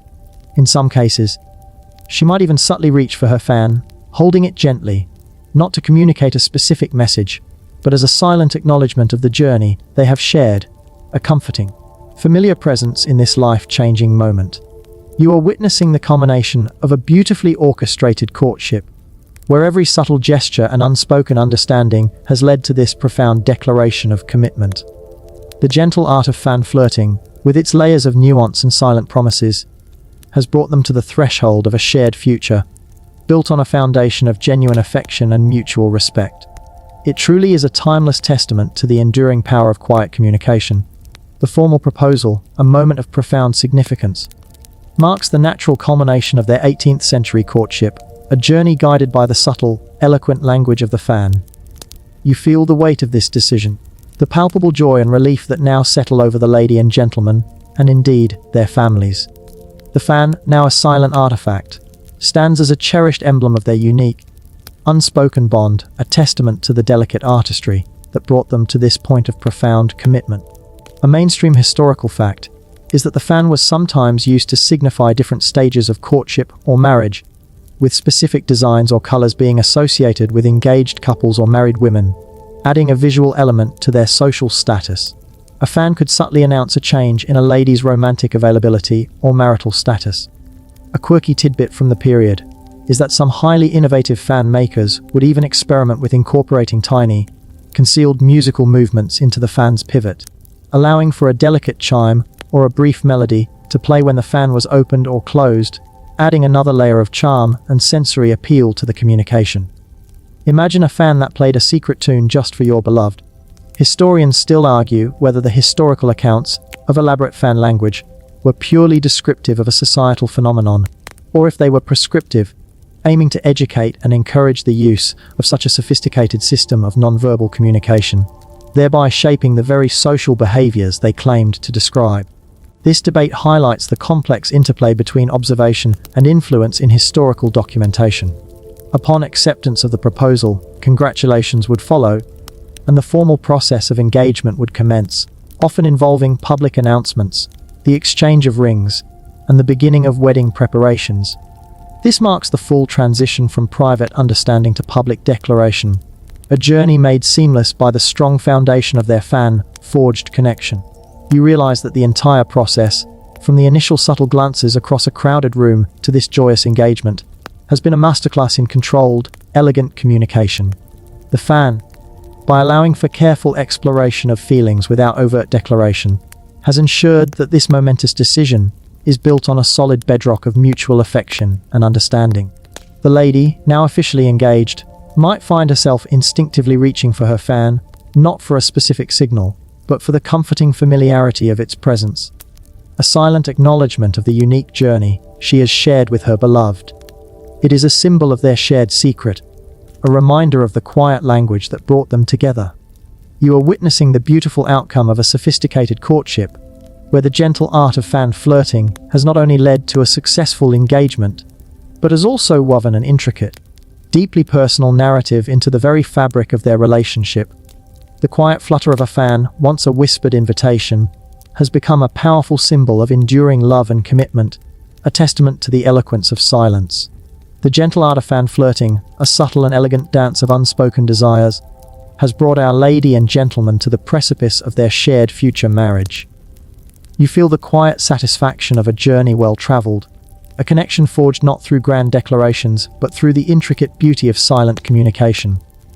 The fan, once a playful tool, now stands as a cherished heirloom, embodying the intimate history of their courtship.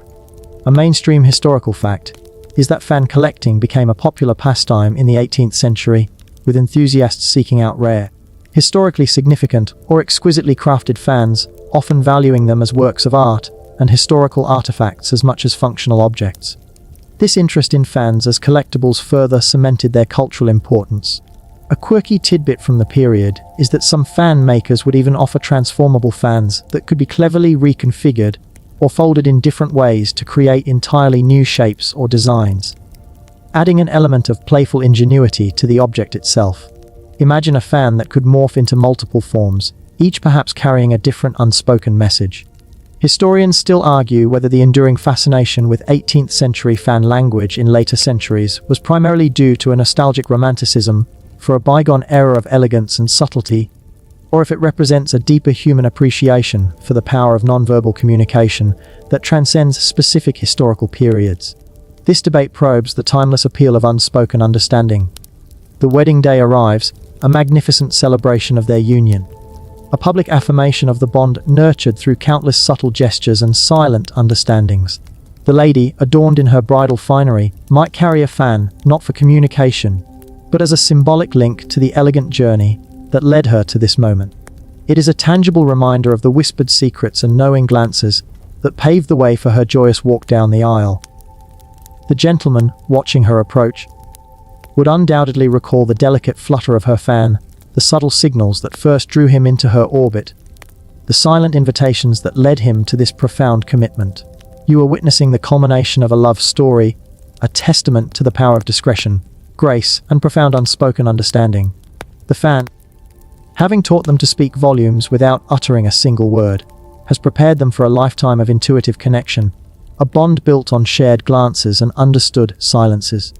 It is a beautiful irony that in a world of strict formality, true intimacy was often found in the most understated of expressions. The gentle art of fan flirting, you see, is not just a historical curiosity. It is a timeless lesson in the eloquence of silence, a powerful reminder that sometimes the most profound messages are conveyed not with words, but with the gentle rustle of a fan, a fleeting touch, or a knowing glance. It is a testament to the enduring human capacity for connection, finding its way through the intricate dance of social expectation, transforming simple gestures into a symphony of unspoken love. As the chandeliers dim and the last echoes of our story fade, you can almost feel the soft rustle of silk and the gentle click of ivory lingering in the quiet. This journey into the gentle art of 18th century fan flirting reminds us how incredibly inventive humans are when faced with social constraints. They found ways to speak volumes without uttering a single compromising word, to convey the deepest desires and most profound affections with a delicate flutter of a hand. It was a world where every gesture held a secret, where a simple fan could unlock a heart or seal a destiny. As you drift off, perhaps you'll imagine a simpler time, where communication was an art form and silence held more power than any declaration. Let the elegance of those unspoken messages settle over you, a quiet lullaby of history.